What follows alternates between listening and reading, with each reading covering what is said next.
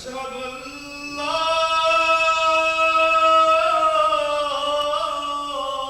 إله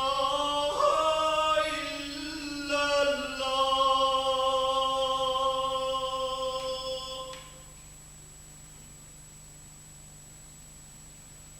أشهد أن لا إله إلا الله.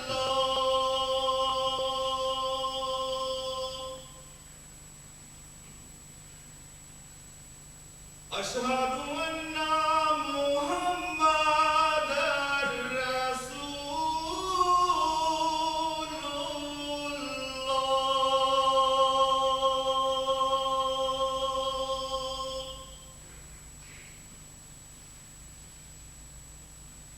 أشهد أن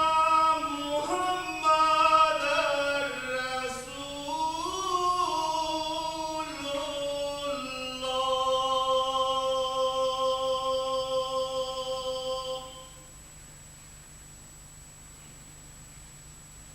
حي على الصلاة.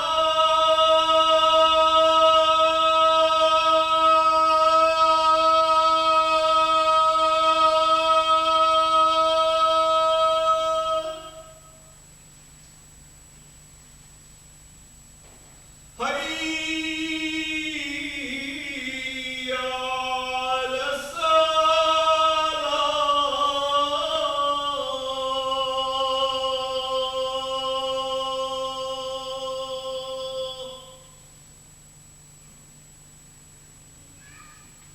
حي على الفلاح.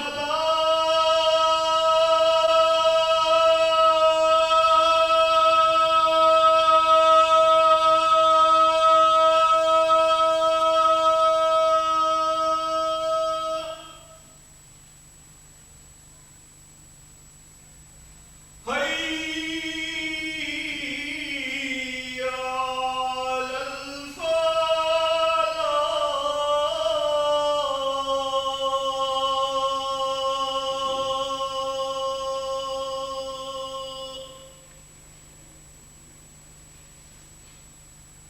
الله أكبر.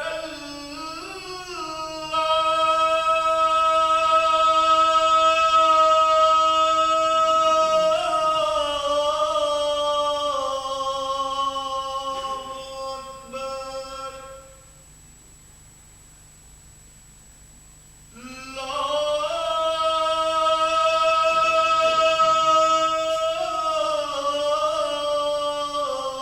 إله إلا الله.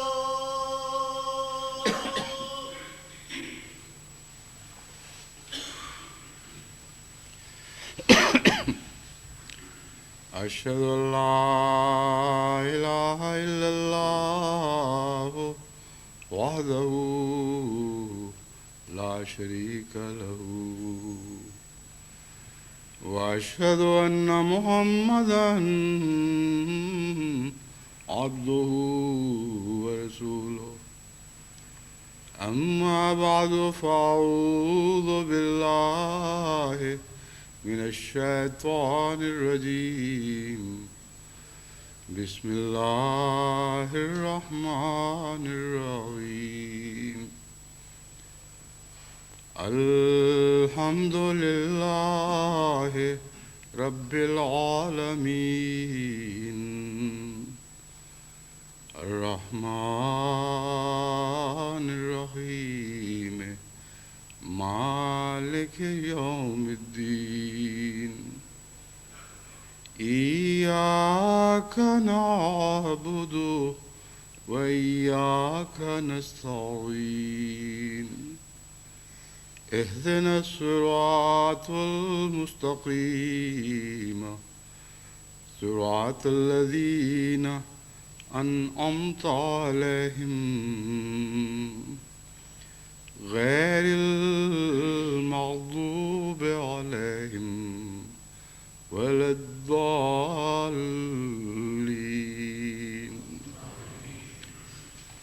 ربنا هب لنا من أزواجنا وذرياتنا قرة قرة أعين واجعل لنا من لدنك قرة أعين واجعلنا للمتقين إماما واجعلنا للمتقين إماما.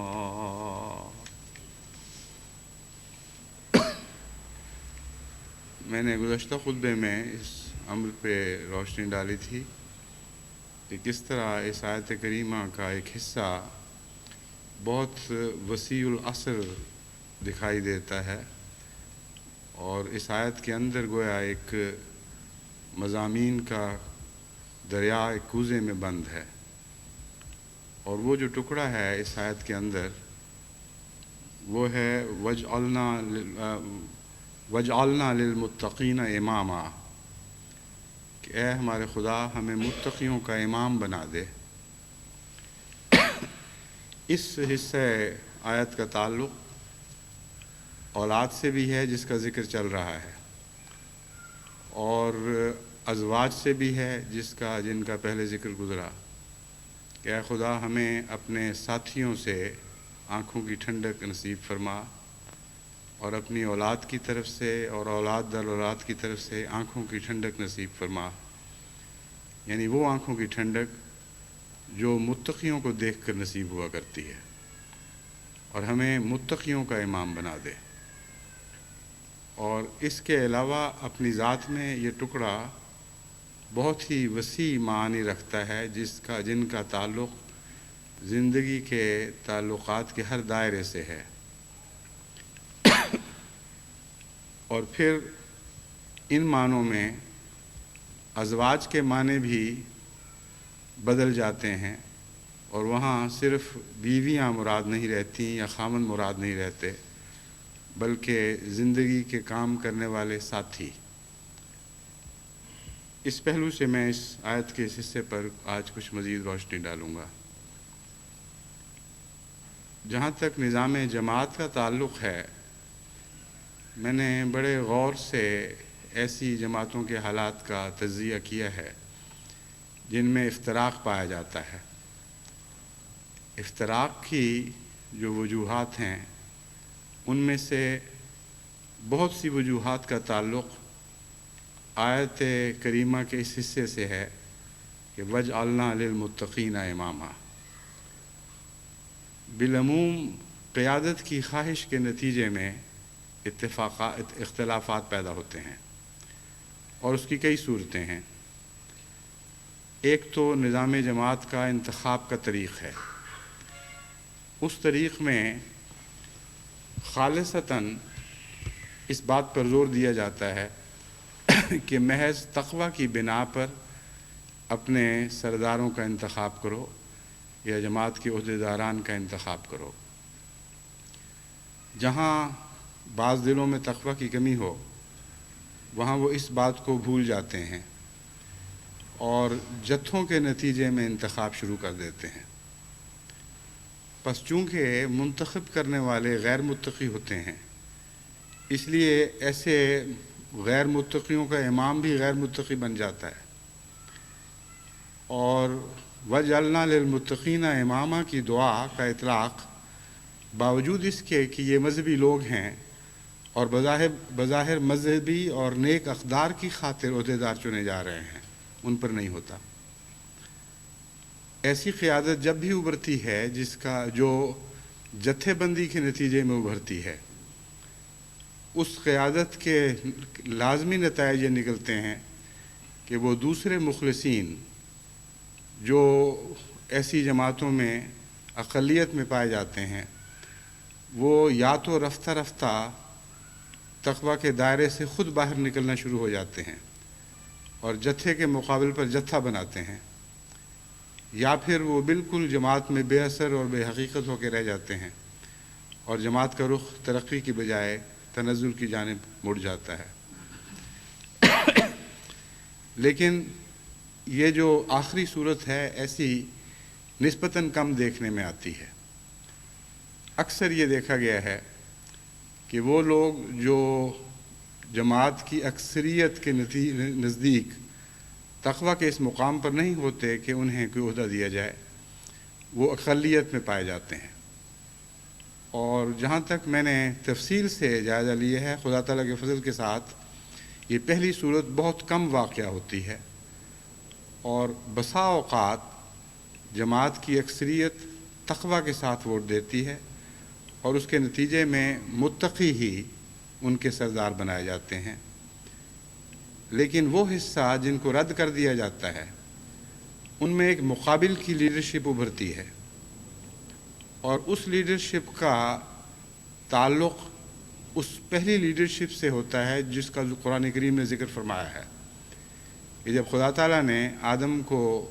خلیفہ بنانے کا فیصلہ کیا اور فرشتوں کو حکم دیا کہ اس کی اطاعت کر، تو اس وقت ابلیس نے اطاعت سے انکار کر دیا اور یہ کہا کہ میں اس سے بہتر ہوں، کیونکہ مجھے تو نے آگ سے پیدا کیا ہے اور اس کو گیلی مٹی سے پیدا کیا ہے۔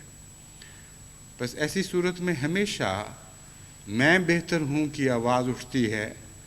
یا ساتھیوں کی طرف سے فلاں بہتر ہے کی آواز اٹھتی ہے، اور جب مجھے شکایتیں پہنچتی ہیں تو ان کا خلاصہ کلام یہی ہوتا ہے کہ انتخاب ہوا اور اچھے آدمی کو چھوڑ دیا گیا اور غلط آدمی کو اختیار کر لیا گیا، حالانکہ علم کے لحاظ سے، دولت کے لحاظ سے یا فلاں فلاں لحاظ سے یہ شخص بہت زیادہ اہمیت رکھتا تھا اور عہدہ اس کے سپرد ہونا چاہیے تھا۔ بس وہ چند لوگ جو نہ خود متقی ہوتے ہیں، نہ خدا کی نظر میں اس لائق ہوتے ہیں کہ ان کا امام متقی ہو، وہ اپنا ایک غیر متقی امام الگ بنا لیتے ہیں، اور ان جماعتوں میں ان کے محدود دائرے، ان غیر متقیوں کے محدود دائرے کے اندر پھر مجالس لگنی شروع ہو جاتی ہیں، منصوبے بنائے جاتے ہیں، اور دن رات ان کا مشغلہ اس کے سوا کوئی نہیں ہوتا کہ جماعت کی مقامی قیادت کو الٹا دیں اور ان کے متعلق دن رات شکایتیں لکھنا شروع کریں۔ چنانچہ بعض ایسے لوگ شکایتیں بھیجنے میں وقف ہو جاتے ہیں، ادنا سا قصور بھی اگر جماعت کی قیادت سے سرزد ہو، اور ظاہر بات ہے کہ انسان میں کمزوریاں ہیں، خامیاں ہیں، اور ہر لحاظ سے وہ کامل نہیں ہو سکتا، تو بعض صدران اپنی ذمہ داریوں کی ادائیگی میں بعض کمزوریاں بھی دکھا دیتے ہیں۔ بعض ایسے امام الصلاۃ منتخب ہو جاتے ہیں جن کو قرات پوری طرح نہیں آتی، بہرحال کسی قسم کی کوئی کمزوری ہو اس پر پھر وہ نظر رکھ کر اس کو اچھالتے ہیں، اور ایسی چٹھیاں مثلاً ملنی شروع ہو جاتی ہیں کہ فلاں شخص کو جماعت نے اپنا امام الصلاۃ مقرر کیا ہے اور وہ قرات اچھی نہیں جانتا، اور فلاں صاحب جن کو رد کر دیا گیا ہے وہ بہت اچھی قرات جانتے ہیں، اس لیے کیا ایسے شخص کے پیچھے ہم لوگوں کی نماز ہو جائے گی؟ واقعہ یہ ہے کہ ایسے لوگوں کی کسی کے پیچھے بھی نماز نہیں ہوتی، کیونکہ خدا تعالیٰ نے ان کو متقی امامت سے الگ کر دیا ہوتا ہے۔ جس کا امام متقی نہیں، اس کے ماننے والے متقی کیسے ہو سکتے ہیں؟ اور جو غیر متقی اپنا ایک غیر متقی امام بنا لیتے ہیں، ان کی نماز کہیں بھی نہیں ہوتی، اور وہ اس مضمون کو بھول جاتے ہیں کہ انہوں نے خود اپنا تعلق تقویٰ سے کاٹ کر خدا تک جتنے بھی سلسلے ہیں ان سب سلسلوں سے کاٹ لیا ہے۔ ایک تیسری قسم کی افتراق والی قیادت اس طرح ابھرتی ہے کہ کسی شخص کے امیر سے یا پریزیڈنٹ وغیرہ جو بھی عہدہ ہو یا مربی، اس سے اختلافات ہو جاتے ہیں، اور ان اختلافات کی بنا پر وہ اپنے ہم خیال لوگوں کو اکٹھا کرتا ہے جن کو امیر یا مربی وغیرہ سے ویسے کوئی الگ شکایات ہوں۔ چنانچہ یہ شکایتیوں کا ٹولہ محض حب علی کی بنا پر نہیں بلکہ بغض معاویہ کی بنا پر اکٹھا ہوتا ہے، اور جو بھی امیر کا دشمن ہوگا یا نظام کے کسی عہدیدار کا دشمن ہوگا جس سے یہ مخاصمت چل رہی ہے وہ سرکتے ہوئے ان لوگوں کے اندر داخل ہونا شروع ہو جاتا ہے، اور پھر ان کی مجلسیں جس طرح دانشوروں کی مجلسیں ہوا کرتی ہیں اس طرح اس خیال سے کہ گویا ہم دانشور ہیں اور ہم جماعت کے اعلیٰ درجے کی سوچ رکھنے والا طبقہ ہیں اور ہم ان پاگلوں میں سے نہیں ہیں جو آنکھیں بند کر کے اطاعت کرتے ہیں، اس طرح کا ایک ٹولہ نمودار ہونا شروع ہوتا ہے اور وہ مجلسیں لگاتے ہیں اور امیر کو بھی ہمیشہ تنقید کا نشانہ بناتے رہتے ہیں اور دوسرے عہدیداران کو بھی، گویا وہ باہر بیٹھے نظام جماعت کی خامیاں تلاش کرنے پر وقف ہو جاتے ہیں، اور جو نوجوان ان کے دائرہ اثر میں جاتے ہیں وہ اسی طرح زنگ آلود یا زخمی ہونے لگ جاتے ہیں۔ یہ وہ لوگ ہیں جن کو خدا تعالیٰ تقوی کی امامت سے کاٹ دیتا ہے، اور ان معنوں میں جب آپ دعا پر اور اس کی افادیت پر غور کریں تو حیران رہ جاتے ہیں۔ غیر لوگ جن کا اس دعا سے اور خدا سے اس رنگ میں تعلق نہ ہو، اس دعا کے واسطے سے تعلق نہ ہو، ان کے متعلق خدا کبھی یہ پرواہ نہیں کرتا کہ غیر متقیوں کے ان سے کاٹ کر الگ کر دے، اور وہ بیچ میں ملتے رہتے ہیں اور اسی طرح آہستہ آہستہ ساری قوم گندی ہو رہی ہوتی ہے اور ان کو اچھے لوگوں سے الگ کر کے باہر پھینکنے کا کوئی نظام کام نہیں کر رہا ہوتا۔ لیکن الہی نظام میں یہ لوگ خود بخود نتھر کر الگ ہونے لگ جاتے ہیں۔ اب وہ دعا کہ ربنا وجعلنا للمتقین اماما اگر مقبول ہو اور یہ لوگ پھر بھی صالح قیادت کے ساتھ رہیں تو یہ ممکن نہیں ہے، اس بات میں تضاد پایا جاتا ہے۔ چنانچہ جب ہم یہ دعا کرتے ہیں کہ اے خدا ہمیں متقیوں کا امام بنانا، تو درجہ بدرجہ جو لوگ بھی اس دعا کے اثر کے تابع اپنی زندگیاں گزارتے ہیں، یعنی خدا سے یہی مانگتے ہیں اور عملاً یہ کوشش کرتے ہیں کہ وہ ہمیشہ متقیوں کے ہی امام رہیں، خدا تعالیٰ غیر متقیوں کو اس طرح ان سے کاٹ کے الگ کرتا چلا جاتا ہے، اور دو قیادتیں ابھر جاتی ہیں، ایک متقی قیادت اور ایک غیر متقی قیادت۔ اب سوال یہ ہے کہ پہچان کیا ہے، کون سی متقی قیادت ہے اور کون سی غیر متقی قیادت ہے؟ اس کی بہت سی پہچانیں ہیں، اور ہر جماعت میں ایسے لوگوں کو جو غیر متقی ہوں متقیوں سے الگ کرنا ہرگز ناممکن نہیں، بلکہ کیونکہ خدا تعالیٰ نے قرآن کریم میں یہ مضامین اتنے کھول کر بیان کر دیے ہیں کہ ان کی روشنی میں کھرے کو کھوٹے سے تمیز کرنا، اندھیرے کو روشنی کو اندھیرے سے الگ دیکھنا ہرگز ناممکن نہیں بلکہ ضروری ہے۔ ہر بینا آنکھ آسانی کے ساتھ ان دونوں ٹولوں میں فرق کر سکتی ہے۔ تبھی قرآن کریم میں اللہ تعالیٰ فرماتا ہے جاء الحق وزہق الباطل ان الباطل کان زہوقا، حق آ گیا ہے اور باطل نے اس جگہ کو چھوڑ دیا ہے جس پہ حق قابض ہوا ہے، کیونکہ یہ دونوں اکٹھے نہیں رہ سکتے، اور جہاں تک بھاگنے کا تعلق ہے باطل کے مقدر میں ہے کہ وہ بھاگے، حق کے مقدر میں نہیں ہے۔ پھر فرمایا رات اور دن اکٹھے نہیں ہو سکتے، ایک جیسے نہیں ہو سکتے، زندہ اور مردہ ایک جیسے نہیں ہو سکتے، اور ان دونوں میں ایک نمایاں فرق ہے۔ بس یہ بات ناممکن ہے کہ متقی اور غیر متقی اکٹھے رہتے ہوں، اور ایک بینا آنکھ جس کی نظر قرآن کریم کی تعلیم سے روشنی حاصل کرتی ہو، وہ پہچان نہ سکے کہ غیر متقی کون ہے اور متقی کون ہے۔ سب سے پہلی چیز جو قابل توجہ ہے وہ یہ ہے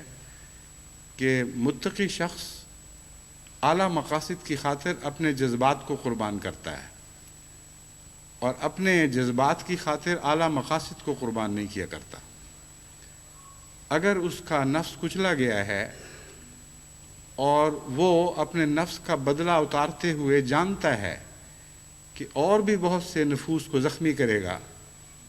اور ان کو بھی جماعت سے بدظن کرنے کا موجب بنے گا، تو وہ ان انبیاء کی تقلید کرتا ہے جو رات کو اٹھ کر یہ عرض کرتے ہیں کہ انما اشکو بثی و حزنی الی اللہ، کہ میں اپنے شکوے اور اپنی شکایتیں لوگوں کے سامنے نہیں کیا کرتا،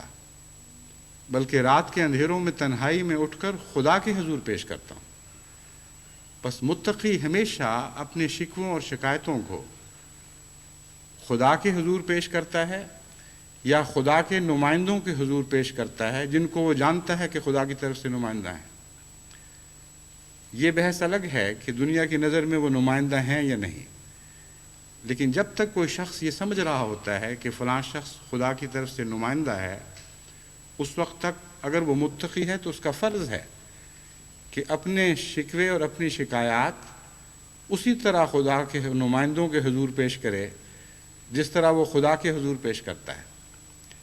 اور خدا کے حضور پیش کرنے کا طریقہ اس قرآنی دعا نے ہمیں سکھا دیا کہ رات کے اندھیروں میں اٹھ کر جب آواز گھر سے باہر نہیں نکلتی بلکہ گھر والوں کو بھی سنائی نہیں دے رہی ہوتی، ایک خدا کا مخلص اور دکھا ہوا بندہ یہ عرض کرتا ہے کہ انما اشکو بثی و حزنی الی اللہ، میں تو اپنے غم اور اپنے دکھ صرف اللہ ہی کے حضور پیش کرتا ہوں۔ بس اس رنگ میں جو شکایت ہوتی ہے وہ بہت زیادہ گہرا اثر دکھاتی ہے، کیونکہ یہ شکایت مبنی بر تقویٰ ہے، اور یہاں اشکو بثی و حزنی میں یہی شکایت کا رنگ ہے جو بیان فرمایا گیا ہے۔ بس یہ خیال غلط ہے کہ ایسے لوگوں کے لیے کوئی اصلاح کی راہ نہیں رہتی، اس لیے وہ فتنے پیدا کرتے ہیں۔ اس لیے فتنے پیدا نہیں کرتے بلکہ وہ اپنی انا کی خاطر فتنے پیدا کرتے ہیں، اور جانتے ہیں کہ اگر وہ تقویٰ کی یہ راہ اختیار کریں جو اصلاح کی حقیقی راہ ہے تو پھر ان کی لیڈری نہیں چمکے گی، بلکہ ان کی شکایت کا ازالہ ہوگا، اور جس چیز کو وہ اچھال کر جماعت کے بعض دوسرے مجروح لوگوں کے سامنے لیڈر بن رہے ہوتے ہیں وہ چیز باقی نہیں رہتی جسے اچھال کر پیش کیا جائے۔ چنانچہ بسا اوقات میں نے تجربہ کیا ہے جب کوئی متقی کسی سے دکھ اٹھاتا ہے اور وہ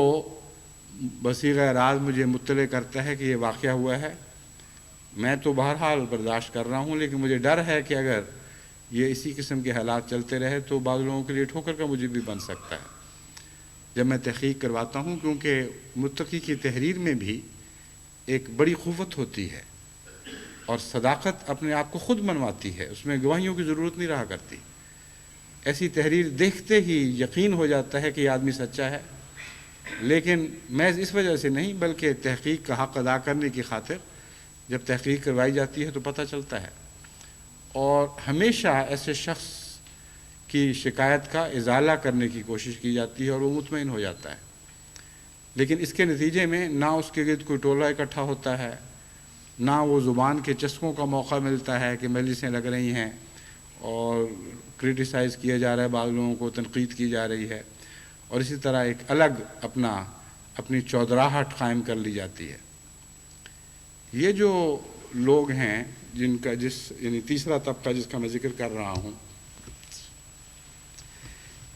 ان کے اکٹھے ہونے کے نتیجے میں ایک اور چیز ابھرتی ہے، اور وہ جتھا بندی کا مضمون ہے۔ جتھا بندی شروع تو اسی طرح ہوتی ہے جیسے میں بیان کر رہا ہوں کہ کسی کی دشمنی میں چند لوگ اکٹھے ہونے شروع ہو جائیں،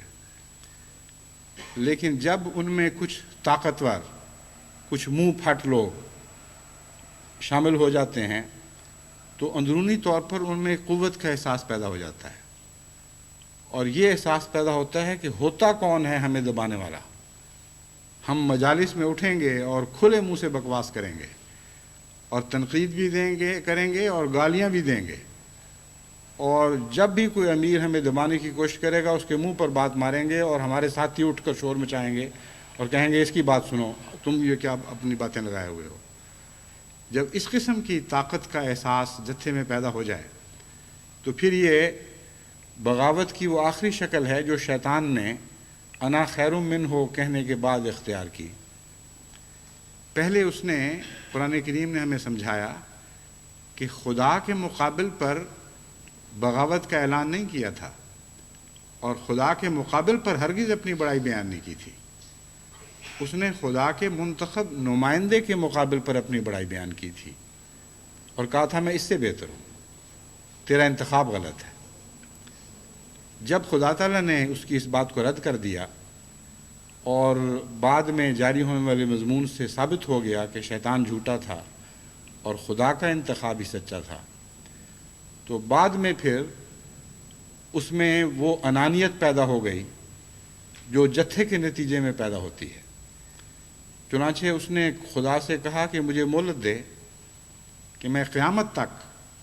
اب تیرے لوگوں کو, تیرے بظاہر جو تیرے بندے ہیں ان کو تجھ سے گمراہ کروں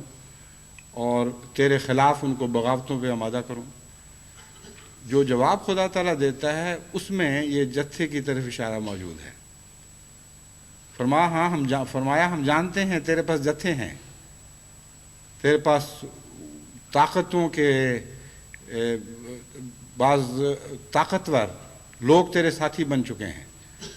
بس فرمایا اپنے گھوڑوں پر, گھڑ سواروں کو اور اونٹ سواروں کو اور پیادہ چلنے والے جتھوں کو بے شک اکٹھا کرو اور میرے مقرر کردہ امام کے خلاف چڑھا لاؤ, اور میں قیامت تک کے لیے تمہیں اجازت دیتا ہوں کہ ایسا کرتے چلے جاؤ اور کرتے چلے جاؤ اور کرتے چلے جاؤ. مگر میں تمہیں یقین دلاتا ہوں کہ جو میرے بندے ہیں, یعنی یہاں مراد متقیوں سے ہے کہ جو تقوی اختیار کرنے والے ہیں اور جن کا میرے سے تعلق قائم ہو چکا ہے, ان پر تمہیں کبھی کوئی غلبہ نصیب نہیں ہوگا. لیکن جو کمزور ہیں وہ ٹوٹتے چلے جائیں گے اور آہستہ آہستہ تمہاری رعونت کو اور بڑھانے کے موجب بنتے چلے جائیں گے. بس یہ جو فتنہ گر ہیں یہ خدا کے باغی ہو جاتے ہیں, اور خدا کے باغی براہ راست نہیں بنتے بلکہ قدم بقدم اور منزل بمنزل ان کی بغاوت زیادہ اور زیادہ سر اٹھانے لگتی ہے. پہلے مقامی طور پر جو منتخب نمائندہ ہیں ان کے خلاف یہ کہہ کر بغاوت کی جاتی ہے کہ یہ تو ذلیل اور گھٹیا سے لوگ ہیں, بے معنی ہیں, بے عقل ہیں, کچھ بھی ان کو حاصل نہیں اور ان کو ہمارا سردار بنایا گیا ہے, یہ کیسے ہو سکتا ہے. پھر جب جتھا بنتا ہے اور تکبر پیدا ہوتا ہے اور تو افسر بالا جو ہیں, مثال کے طور پر امارت ضلع, ان تک بات پہنچتی ہے اور جب وہ تحقیق کر کے مجھے یہ مطلع کرتے ہیں کہ یہ لوگ جھوٹے ہیں اور بے حقیقت لوگ ہیں, جو باوزن لوگ ہیں وہی ہیں جو اس وقت جماعت کے ذمہ دار ہیں اور یہ جتھا ان سے زیادتی کر رہا ہے,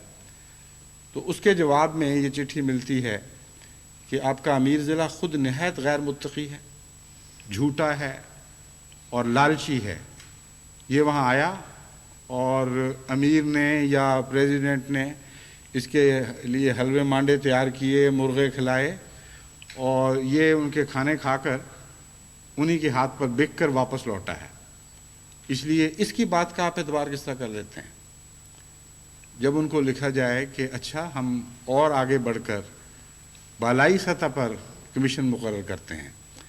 اور ناظر صاحب امور عامہ کو مقرر کیا جاتا ہے کہ وہ جائیں یا ناظر اصلاح و ارشاد جائیں,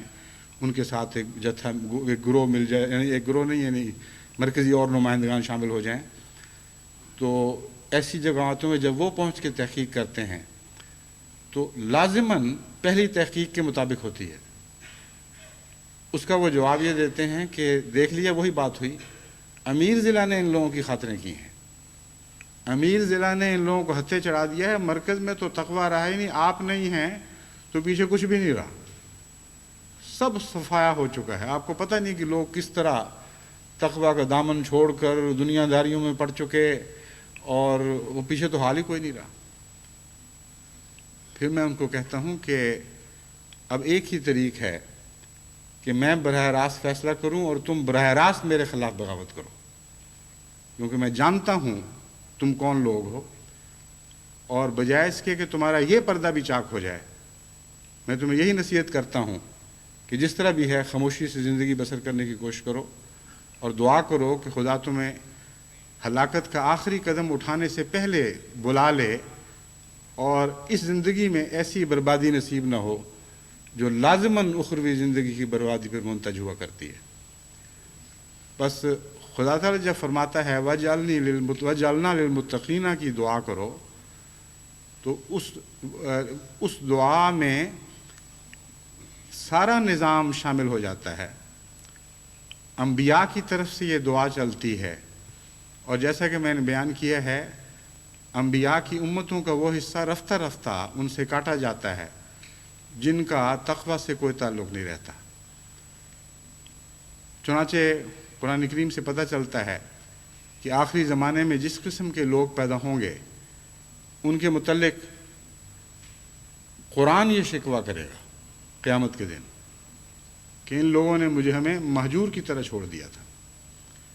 اور ایک حدیث میں آن حضرت صلی اللہ علیہ وآلہ وسلم یہ نظارہ ہمارے سامنے پیش فرماتے ہیں کہ میں حوض کوثر پر اپنے متقی غلاموں کو کوثر بانٹ رہا ہوں گا، تو ایک ایسا جتھا مجھے دکھائی دے گا جن کو میں ٹھیک سمجھتا تھا، اور ان کو جہنم کے فرشتے ہانک کر دوزخ کی طرف لے جا رہے ہوں گے۔ میں عرض کروں گا اصحابی اصحابی، اے میرے اللہ یہ تو میرے صحابہ تھے۔ تو مجھے بتایا جائے گا کہ تجھے کیا پتا کہ تیرے بعد انہوں نے کیا رنگ اختیار کر لیا۔ اس مضمون میں بعض بڑی گہری باتیں ہیں جن پر غور ویسے ہی اپنی ذات میں ضروری ہے۔ اول یہ کہ نبی کی آنکھ تو بہت بصیرت والی آنکھ ہوا کرتی ہے، خصوصاً حضرت اقدس محمد مصطفیٰ صلی اللہ علیہ وآلہ وسلم کی آنکھ جو خدا کے نور سے دیکھتی تھی جیسا کبھی کسی نے خدا کے نور سے نہیں دیکھا۔ آپ کا یہ کہنا کہ یہ ٹھیک لوگ تھے، ان کو کیوں جہنم میں لے جایا جا رہا ہے، یہ وہم بھی دلوں میں پیدا کر سکتا ہے کہ کیا رسول کریم صلی اللہ علیہ وآلہ وسلم ان کو نہیں پہچان سکے۔ لیکن اس وہم کا جواب اس حدیث میں موجود ہے۔ خدا تعالیٰ جواباً یہ نہیں فرماتا کہ تجھے نہیں پتا تھا یہ کیسے گندے لوگ ہیں، میں جانتا تھا۔ فرمایا کہ تجھے نہیں پتا کہ تیرے بعد ان لوگوں نے کیا رنگ اختیار کر لیا، جس کا مطلب یہ ہے کہ جو بظاہر متقی نظر آنے والا ہے، خواہ اس وقت کی حالت اس کی تقوی ہی کی بھی ہو، اگر وہ دل کی گہرائی سے اللہ کے تعلق کی بنا پر وہ نیکیاں سر انجام نہ دے رہا ہو اور اس میں کوئی سرزنش غیر اللہ کی شامل ہو جائے، تو اس وقت کے اس کے حالات بظاہر نیکی ہی کے حالات کہلائیں گے، اور ایک نبی کی آنکھ بھی اس کو نیک کے طور پر ان کو دیکھے گی، لیکن وہ اندرونی رخنا رفتہ رفتہ بڑھتا ہے اور بالآخر ان کا خدا سے تعلق کاٹا جاتا ہے، اور ایسے لوگ ہمیشہ بد انجام کو پہنچتے ہیں۔ یہ مضمون ہمیں بتاتا ہے کہ دعا کتنی ضروری ہے۔ اگر کوئی شخص محض اس وجہ سے کہ میں نے کسی نبی کا زمانہ پا لیا ہے اور نبیوں میں سے بھی تمام انبیاء سے افضل کا زمانہ پا لیا اور اس کی نظر میں اچھا ٹھہرا، اسی پر بنا کرتے ہوئے تکبر اختیار کر جائے اور اپنے آپ کو نظام سے بالا سمجھنے لگے اور الہی نظام سے کسی معنی میں ٹکر لینے کا خیال کر لے، تو ان تمام نیکیوں کے باوجود وہ ہلاک ہو جائے گا۔ آن حضرت صلی اللہ علیہ وآلہ وسلم کے بعد جو واقعات ہوئے وہ اسی قسم کے واقعات تھے۔ بعض لوگ اپنی صحابیت کے برتے پر اور اس وقت کی عظمت کے برتے پر جو آن حضرت صلی اللہ علیہ وآلہ وسلم کے زمانے میں انہوں نے حاصل کی، بعد کے زمانے میں سردار بننے لگ گئے اور نظام کے مقابل کھڑے ہونے لگ گئے، بعض صورتوں میں خلافت سے ٹکر لینے لگ گئے، اور ان سب کو خدا کی تقدیر نے ہلاک کر دیا۔ پس ثبات قدم اور آخری سانس تک ثبات قدم، یہی وہ آخری انسان کی تمنا ہے جو اگر پوری ہو جائے تو وہ کامیاب ہو گیا۔ یہی تمنا انسان کا مقصود اور مطلوب اور زندگی کا مدعا بن جانی چاہیے۔ بس یہ دعا کہ ربنا وجعلنا للمتقین اماما اس مضمون کو بہت ہی اعلیٰ پیمانے پر ہمارے سامنے کھولتی ہے اور اس سے بہتر دعا کوئی متصور ہو نہیں سکتی۔ یہ نہیں فرمایا کہ تم یہ دعا کیا کرو کہ ہم متقی بنیں، فرمایا یہ دعا کیا کرو کہ متقیوں کے امام بنیں۔ مستقبل دور تک کے مستقبل کی حفاظت اس دعا میں شامل ہو جاتی ہے۔ اول یہ کہ متقی بننا بہت اچھی بات ہے، لیکن متقیوں کا امام بننا تو شہنشاہ بننے کی مترادف ہے۔ ایک بادشاہ بھی بہت بلند مرتبہ رکھتا ہے، لیکن جو بادشاہوں کا شاہ ہو، جسے شہنشاہ کہا جاتا ہے، اس کا مرتبہ بہت عالی ہے۔ بس آن حضرت صلی اللہ علیہ وآلہ وسلم کو انبیاء کی نسبت سے یہ مرتبہ عطا ہوا کہ آپ انبیاء کے امام تھے، اور آپ کی امت کو خدا نے یہ دعا اسی نسبت سے سکھائی کہ یہ دعا کیا کرو وَجْعَلْنَا لِلْمُتَّقِينَ اماما، ہمیں بھی شہنشاہیت عطا کر اپنے دربار سے، اور ہمیں صرف متقی نہ بنا بلکہ متقیوں کا امام بنا۔ تو جو شخص متقیوں کا امام بننے کی سچے دل سے دعا کرتا ہے، وہ لازماً اپنے تابع لوگوں کے تقوی پر نظر رکھتا ہے، اور اپنے متبعین سے اس کا تعلق تقوی کی بنا پر بڑھتا ہے۔ بس یہ جتنے ٹولے میں نے آپ کے سامنے بیان کیے ہیں، یہ اس لحاظ سے ننگے ہو جاتے ہیں۔ اکثر ان کے ساتھ شامل ہونے والے لوگ غیر متقی ہوتے ہیں، اپنے روزمرہ کے اعمال میں ان کو سب دنیا جانتی ہے کہ ان لوگوں کے مقابل پر بہت زیادہ مجروح اعمال ہیں جنہوں نے نظام جماعت کے ساتھ اپنی وابستگی کو قائم رکھا ہے اور ہر قیمت پر امیر کی اطاعت اختیار کرنے والے ہیں۔ ان کی قربانیوں کا معیار، ان کی روزمرہ کی زندگی، اٹھنا بیٹھنا، ان کی نمازیں، ان کا چندوں میں ہر بات پہ، ہر چندوں میں نہیں بلکہ ہر نیکی کی آواز پر لبیک کہنا، یہ تمام امور ان کو ان دوسرے لوگوں سے ممتاز کرتے ہیں۔ ایک سچا امیر جو واقعتاً اپنے لیے متقیوں کا امام ہونے کی دعا کرتا ہے اور یہ دلی خواہش رکھتا ہے، ایسے لوگوں کی کمزوریوں پر نظر رکھتا ہے اور ہمیشہ ان کو نصیحت کرتا چلا جاتا ہے کہ تم نے فلاں بات میں کمزوری دکھائی، تم اسے دور کرنے کی کوشش کرو، تم چندوں میں پیچھے رہ گئے، تم نمازوں میں پیچھے رہ گئے، تم بیویوں سے حسن سلوک میں پیچھے رہ گئے۔ ان باتوں کی طرف وہ توجہ دلاتا رہتا ہے اور ان کی مجلسیں انہی باتوں میں لگتی ہیں۔ جو مخالف ٹولے ہیں ان میں آپ یہ باتیں نہیں دیکھیں گے۔ کبھی یہ نہیں ہوگا کہ ان کے مخالف ٹولے اکٹھے بیٹھے ہوں اور ان کے سردار نے کہا ہوگا میں تم میں فلاں تقویٰ کی خرابی دیکھ رہا ہوں، تم نے فلاں چندے میں لبیک نہیں کہا، تم نمازوں میں سست ہو گئے ہو، تم اپنی بیویوں بچوں سے حسن سلوک میں پیچھے رہ گئے ہو۔ ایسی باتیں نہیں ہوتی۔ اپنی اصلاح کی بجائے، یا یوں کہنا چاہیے کہ اپنی کمزوریاں دیکھنے کی بجائے اور ان کو دور کرنے کی خواہش کی بجائے، وہ صرف دوسروں کی کمزوریاں دیکھ رہے ہوتے ہیں اور تحکم کے ذریعے ان کو دور کرنے کا ادعا کرتے ہیں۔ لیکن اللہ تعالیٰ گواہ ہے کہ وہ دور کرنا نہیں چاہتے، بلکہ وہ اس بات پہ زیادہ خوش ہوتے ہیں کہ اور زیادہ کمزوریاں دکھائی دیں اور یہ کمزوریاں باقی رہیں، تاکہ یہ لوگ ہمیشہ ان کی تنقید کا نشانہ بنے رہیں۔ اور جو متقیوں کے امام ہیں وہ اپنے متبعین سے بھی اور دوسروں سے بھی ہمیشہ یہ توقع رکھتے ہیں کہ وہ اپنی کمزوریاں دور کریں گے،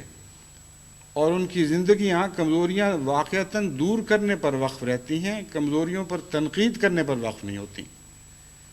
بس یہ خیال کر لینا کہ متقیوں اور غیر متقیوں کے درمیان فرق مشکل ہے، اور کہہ نہیں سکتے کہ کون سا ٹولہ متقی ہے اور کون سا غیر متقی ہے، یہ بالکل ایک بچگانہ خیال ہے۔ قرآن کریم کی تعلیم پر اگر آپ غور کریں، بلکہ ادنا سا بھی غور کریں، تو یہ مضمون ہر جگہ کھلتا چلا جاتا ہے، اور یہ ہو نہیں سکتا کہ متقی غیر متقیوں جیسے ہو، اور یہ ہو نہیں سکتا کہ خدا دونوں سے ایک ہی جیسا سلوک کرے۔ چنانچہ قرآن کریم نے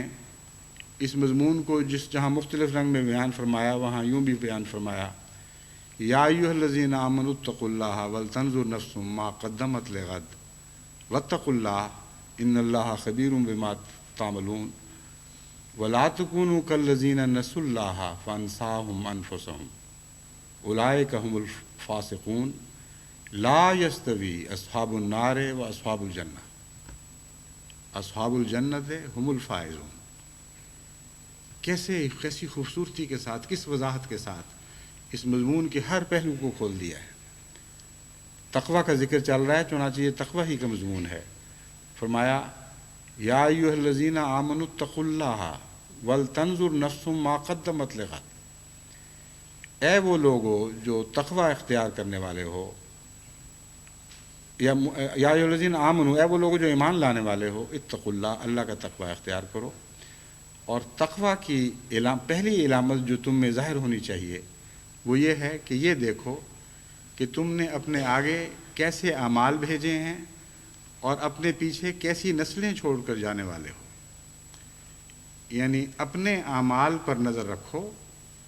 اور ان لوگوں کے اعمال پر نظر رکھو جن کے تم امام ہو،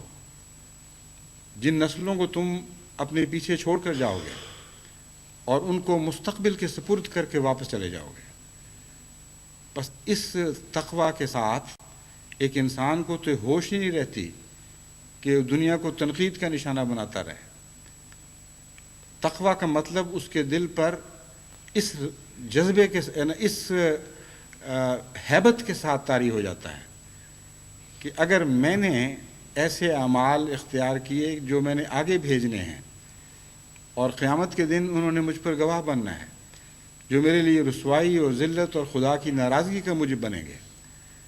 تو یہ آیت ہمیشہ میرے خلاف گواہ بن کر کھڑی ہوگی۔ اس لیے وہ تقوی کا یہ مفہوم سمجھتا ہے کہ ہر وقت اپنے اعمال کی نگرانی کرتا چلا جائے۔ دوسرا مضمون ہے اگلی نسلیں جو تم زمانے کے لیے پیچھے آگے بھیج رہے ہو، تو وہ ہمیشہ فکر رکھتا ہے، ہمیشہ نظر رکھتا ہے اپنی اولاد پر، ان کی حرکتوں پر، اپنے دوستوں پر، کیونکہ یہاں صرف اولاد کا ذکر نہیں فرمایا۔ فرمایا یا ایھا الذین آمنوا اتقوا اللہ ولتنظر نفس ما قدمت لغد۔ وہ جو اگر صرف اولاد ہوتی تو یہ محدود مضمون تھا، یہاں فرمایا ہے جو کچھ بھی تم آگے بھیج رہے ہو۔ چنانچہ ہر انسان ایک دائرہ اثر رکھتا ہے، اور وہ دائرہ اثر صرف اولاد تک محدود نہیں ہوا کرتا، اس کے ملنے جلنے والے، اس سے متاثر لوگ، اس کے بہی خواہ یا اس کے دست نگر لوگ، کئی طرح سے ایک انسان کے دائرے میں بہت سے لوگ شامل ہو جایا کرتے ہیں۔ ان سب پر وہ اپنے اثرات مترتب کر رہا ہوتا ہے، اور وہ جس قسم کے لوگ بنا کر آگے بھیجتا ہے یعنی مستقبل میں، وہ سارے اس آیت کے دائرے میں شامل ہو جاتے ہیں۔ تو ایسے لوگ جن کا میں نے ذکر کیا ہے، جو منافقت کے دائرے کے نتیجے میں اپنی چودراہٹ الگ بنانے کی کوشش کرتے ہیں، ان کے اوپر تو اس آیت کا کوئی اطلاق نہیں ہوتا۔ اکثر میں نے ان لوگوں کی اولادیں ضائع ہوتی اور ہلاک ہوتی دیکھی ہیں، اور وہ لوگ جو آپ کو متقی دکھائی دیتے تھے، آگے ان کی اولادیں ضائع ہو جاتی ہیں، کیونکہ انہوں نے اپنی ساری زندگی لوگوں کو تنقید کا یا امارت کو یا نظام جماعت کو تنقید کا نشانہ بناتے ہوئے گزار دی۔ بس خدا جو ان کی اولادوں سے سلوک فرماتا ہے وہ ظاہر کر دیتا ہے کہ کس حد تک یہ لوگ متقی تھے، کیونکہ ان کی نیکیاں پھر آگے نہیں جاتی۔ بس یہ اس آیت کو پر آپ جتنا بھی غور کرتے چلے جائیں، اس کا مضمون وسیع سے وسیع تر ہوتا دکھائی دیتا ہے۔ پھر فرمایا وَلْتَنْظُرْ نَفْسٌ مَا قَدَّمَتْ لِغَدٍ وَاتَّقُوا اللَّهَ إِنَّ اللَّهَ خَبِيرٌ بِمَا تَعْمَلُونَ۔ خبردار، ہم پھر تمہیں تقوی کی تلقین کرتے ہیں، تمہیں نہیں علم کہ تم کیوں بعض حرکتیں کرتے ہو، اور خدا جانتا ہے۔ اس لیے تمہیں آج علم نہ بھی ہو تو چونکہ خدا کا علم ہے جو آئندہ زمانے پر اثرات مترتب کرے گا، تمہارا علم نہیں، اس لیے تم اپنی طرف سے اچھی چیزیں بھی بنا رہے ہو، وہ نہایت ہی مکروہ چیزوں کی شکل میں آئندہ ابھرنے والی ہیں۔ اس لیے خدا سے ڈرنا ضروری ہے، اور خدا پر انحصار ضروری ہے، اور اس سے دعا کے ذریعے مدد مانگنا ضروری ہے۔ وَلَا تَكُونُوا كَالَّذِينَ نَسُوا اللَّهَ فَأَنسَاهُمْ أَنفُسَهُمْ۔ یہ وہ لوگ ہیں جو رفتہ رفتہ خدا کو بھول جانے والے لوگ ہیں، جو ان باتوں کی طرف توجہ نہیں کرتے۔ بس خدا اور اس کی یاد ان کی باتوں اور مجالس کی دلچسپیوں کا مرکز نہیں رہتا، خدا ان کی مجالس کی باتوں اور دلچسپیوں کا مرکز نہیں رہتا، بلکہ کسی قسم کے مشغلے ہیں جن میں وہ زندگیاں اپنی ضائع کر رہے ہوتے ہیں، ان کی لذتوں کے رخ بدل جاتے ہیں۔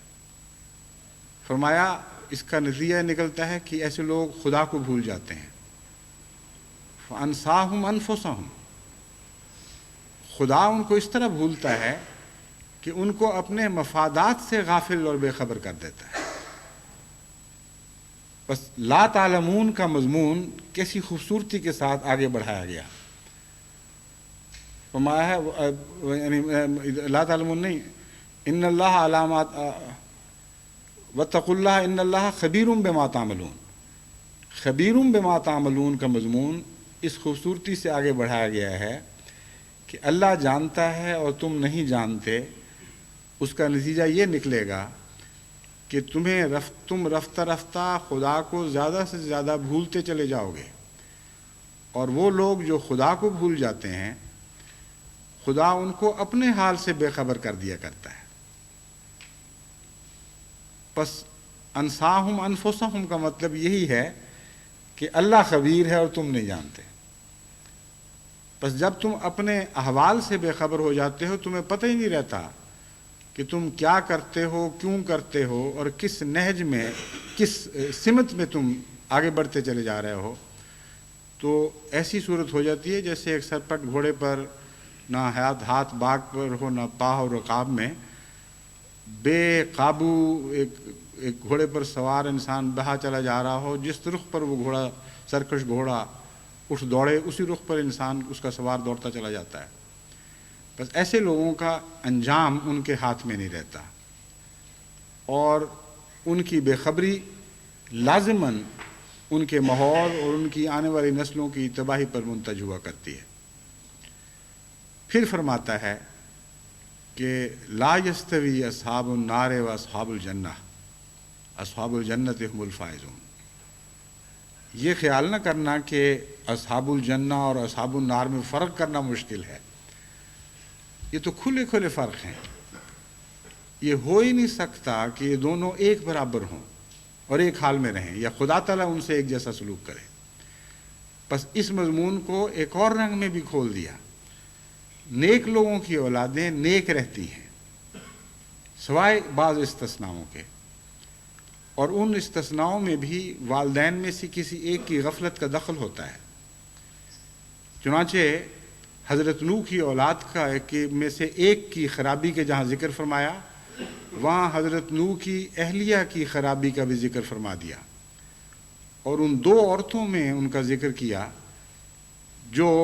جن سے توبہ اور پناہ مانگنے کی ہدایت ہے، ایک لوط کی بیوی اور ایک حضرت نوح کی بیوی۔ اور حضرت نوح کی اولاد کی خرابی کا جو مضمون بیان ہوا ہے، اس سے پتہ چلتا ہے کہ اس میں ان کی بیگم کی، ان کی اہلیہ کی کمزوری کا بھی دخل تھا۔ دنیا میں جہاں تک میں نے جائزہ لیا ہے، جہاں نیک لوگوں کی اولاد کو برباد ہوتے دیکھا ہے، وہاں الا ماشاء اللہ میرے علم میں مگر نہیں کہ کبھی بھی ایسی صورت سامنے آئی ہو کہ دونوں ماں باپ برابر متقی ہوں اور اپنی اولاد پر ایک ہی طرح کے اثرات ڈال رہے ہوں اور اولاد ضائع ہو جائے۔ دو طرح سے بدنصیبیاں دیکھنے میں آتی ہیں، ایک یہ کہ باپ نیک ہے اور ماں کے اندر کمزوری ہے، اور وہ اس کی نیکیوں پر خوش ہونے کی بجائے تکلیف محسوس کرتی ہے۔ اگر وہ غالب باپ ہے اور طاقتور باپ ہے تو وہ باپ کے سامنے تو شکوہ کرنے کی مجال نہیں پاتی، باپ کے جانے کے بعد اولاد کے کان بھرتی رہتی ہے اور ان کو کہتی ہے کہ تمہارے حق مارے گئے، باپ تمہارا ایسا ہے، پاگل ہو گیا ہے۔ نماز کے لیے صبح اٹھا کر لے جاتا ہے تو ماں اس پر رحم کر رہی ہوتی ہے اور اولاد پر یہ تاثر پیدا کرتی ہے کہ یہ ظالم ہے، تمہیں زبردستی گھسیٹ کے لے گیا ہے۔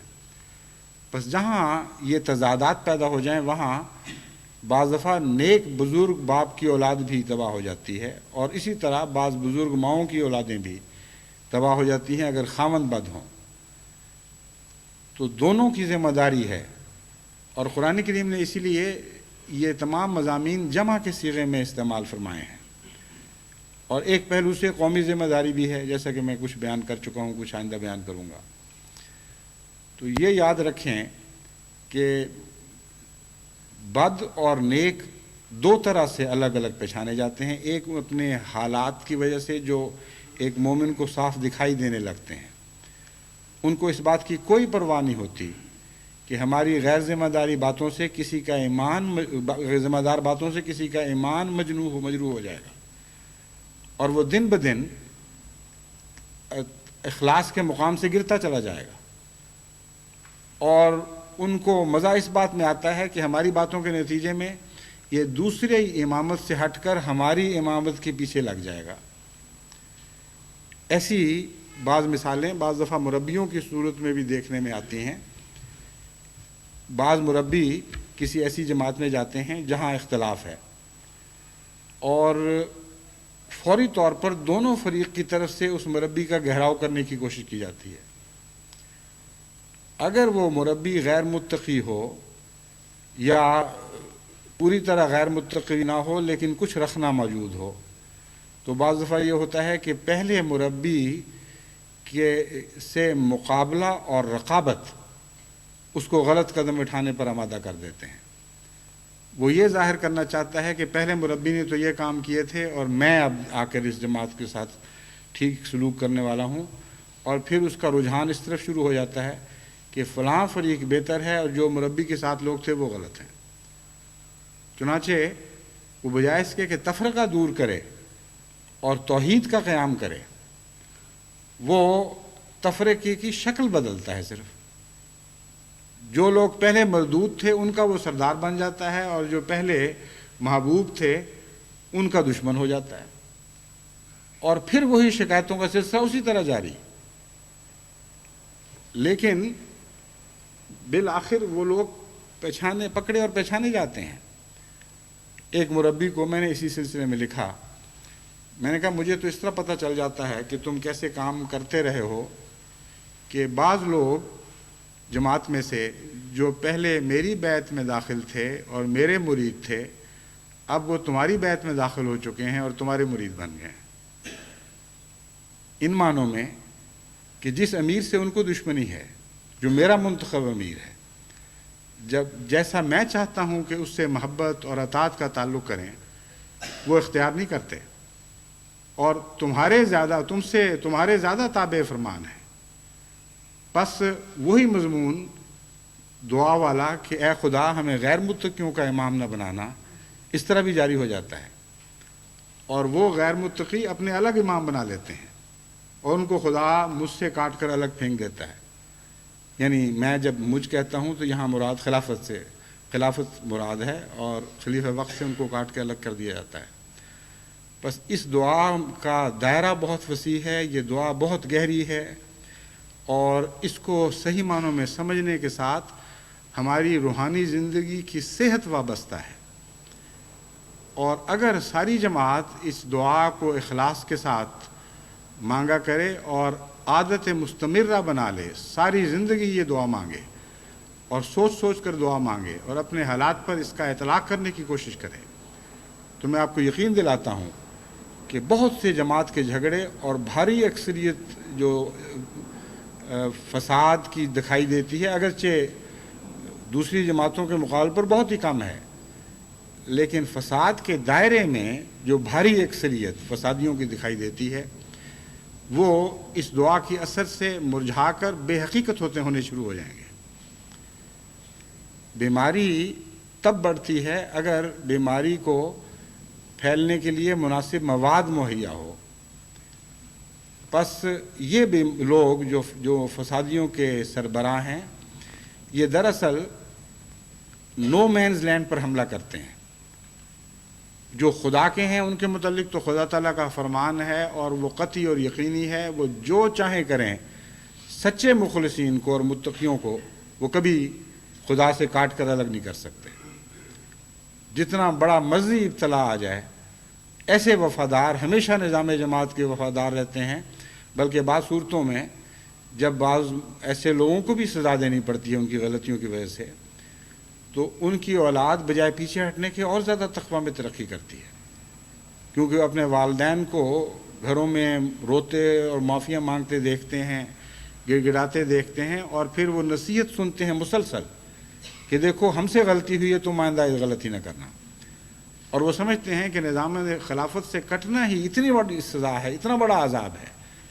کہ اس کا دکھ برداشت نہیں ہو سکتا۔ تو یہ متقیوں کی علامت ہے کہ وہ جب ابتلاؤں میں پڑتے ہیں اس کے باوجود ان کی اولادیں ایمان میں زیادہ ترقی کرتی ہیں، اور جو دوسرے لوگ ہیں وہ رفتہ رفتہ ان لوگوں پر حملہ کرتے ہیں جو درمیان کے لوگ ہیں، اور ان کی زمین کو جو کھلی چھوڑی ہوئی زمین ہے اس کو اپنانے لگتے ہیں۔ اس پہلو سے ایک اور مضمون تربیت کا میرے سامنے ابھرا ہے، وہ یہ ہے کہ تمام جماعت کے متقیوں کا کام ہے، جو متقیوں کے سردار ہیں، کہ وہ یہ نظر رکھا کریں کہ ان کی ساری زمین متقی ہے کہ نہیں ہے، اور اپنے تقویٰ کی زمین کو بڑھائیں،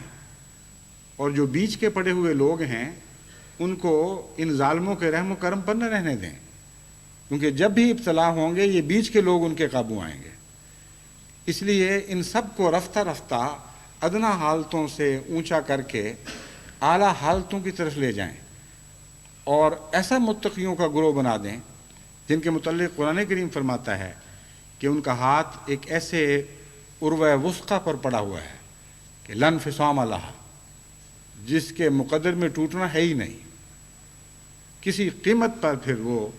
اس خدا کی رسی سے الگ نہیں ہو سکتے۔ بس اللہ تعالی ہمیں اس کی توفیق عطا فرمائے، اور یاد رکھیں افتراق سے بڑھ کر دنیا میں اور کوئی گناہ نہیں ہے، یہی شرک ہے۔ جو خدائے واحد ہے اس کے ماننے والے ہمیشہ مواحد رہتے ہیں اور عملاً ایک ملت واحدہ بن کر دنیا میں زندہ رہتے ہیں۔ افتراق توحید پر حملہ کرنے والی چیز ہے، اور یہ قوموں کو منتشر کرنے کا سب سے بڑا خطرناک ہتھیار ہے۔ یہی وہ ہتھیار ہے جس سے شیطان حملہ آور ہوتا ہے، اور ہمیشہ افتراق کے ذریعے وہ الہی جماعتوں کو تباہ کیا کرتا ہے۔ بس وَجْعَلْنَا لِلْمُتَّقِينَ امامہ کی دعا کو لزوم کے ساتھ پکڑ لیں، ہمیشہ دائمی طور پر اس سے چمٹے رہیں۔ اگر آپ اس سے چمٹے رہیں گے تو پھر وہ بدیاں آپ سے چمٹ نہیں سکیں گی جن کا اگلی آیت میں ذکر ہے کہ فقط کذبتم فسوف یکون لزاما، تم نے دعا کی اہمیت کا انکار کر دیا، اس سے غافل ہو گئے ہو، اب تو لازماً برائیوں نے تمہیں چمٹ جانا ہے۔ بس یا آپ چمٹیں گے اور نیکیوں سے چمٹیں گے اور عروہ وثقی سے چمٹیں گے اور خدا کی رسی کو مضبوطی سے تھام لیں گے، یا پھر برائیاں آپ سے چمٹیں گی، اور جس کا ہاتھ رسی سے الگ ہو جائے وہ پھر ٹکڑے ٹکڑے ہو جایا کرتا ہے، اور لازماً برائیاں ایسے لوگوں پر قابض ہو جایا کرتی ہیں۔ اللہ تعالیٰ ہمیں ہمیشہ جماعت کو توحید کے ساتھ اور ایسی وحدت کے ساتھ جو خدا کی نظر میں مقبول وحدت ہو آگے بڑھاتے رہنے کی توفیق عطا فرمائے۔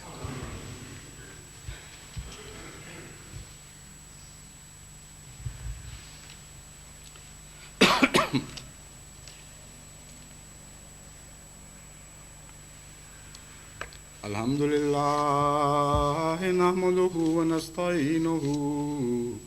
ونستغفرہ ونؤمن بہ ونتوکل علیہ ونعوذ باللہ من شرور انفسنا ومن سیئات اعمالنا، من یہدہ اللہ فلا مضل لہ ومن يضلله فلا هادي له، ونشهد أن لا إله إلا الله وحده لا شريك له، ونشهد أن محمدا عبده ورسوله۔ عباد الله رحمكم الله، ان اللہ یامر بالعدل والإحسان وإیتاء ذی القربى وَيَنْهَى عَنِ الْفَحْشَاءِ وَالْمُنْكَرِ وَالْبَغْيِ يَعِظُكُمْ لَعَلَّكُمْ تَذَكَّرُونَ اذْكُرُوا اللَّهَ يَذْكُرْكُمْ وَادْعُوهُ يَسْتَجِبْ لَكُمْ وَلَذِكْرُ اللَّهِ أَكْبَرُ